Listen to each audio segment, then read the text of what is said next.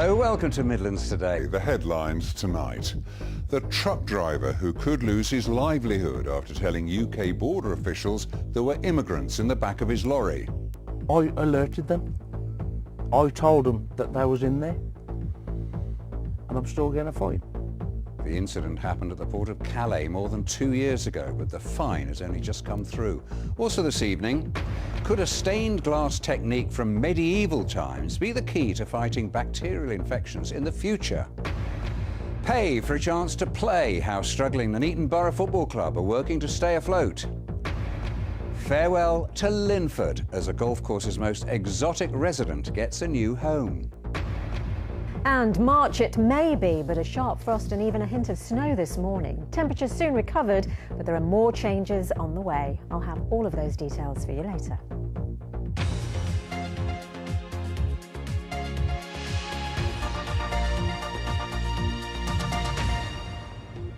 Good evening.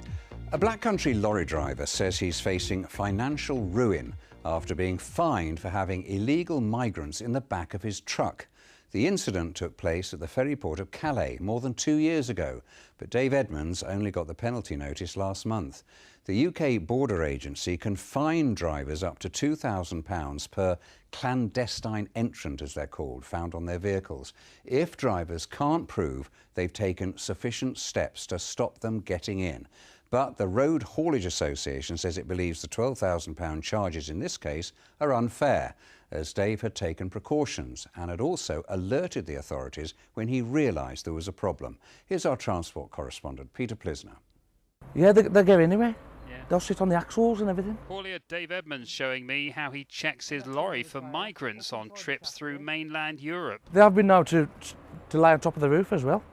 These scenes are typical of some French ports. Migrants here have broken into a lorry, and there are plenty of others around the ports desperate to get across the channel. Much of the media coverage is homed in on the port of Calais, where migrants have been stopping lorries entering the port in an attempt to get into their vehicles. But Dave's situation appears to be different. The migrants there entered his vehicle while he was asleep in his cab, parked up more than 2.5 hours from the port. What they've done, they cut the loops, top and bottom. With help from an accomplice, 20 migrants got inside his truck. As this photograph shows, the padlock and seal remained intact, meaning that Dave was unaware they'd got in. That was until he got to Calais. After about 5-10 minutes, sitting there, I thought the cab's shaking. I thought it was the traffic going past at first. It happened again. I thought, oh no, I got immigrants on here. So I gets out. There's a dog angler walking around, calls him over. I said, I think I've got immigrants on here. So his dog has a sniff, starts going mad. It's now more than 2 years after it happened, and even though, like many others, the migrants were caught before getting into the UK, Dave now faces a £12,000 fine. Well, I alerted them that they was in the trailer, so I'm doing their job for them, really, aren't I? It'll put me out of business. I just can't pay it, can't afford to pay it. In a statement, the UK Border Force said fines are only imposed when a driver or a company fails to have an effective system to protect their vehicles. It added that anyone issued with a fine has the chance to lodge an objection. But organisations representing hauliers say the fine is very unfair.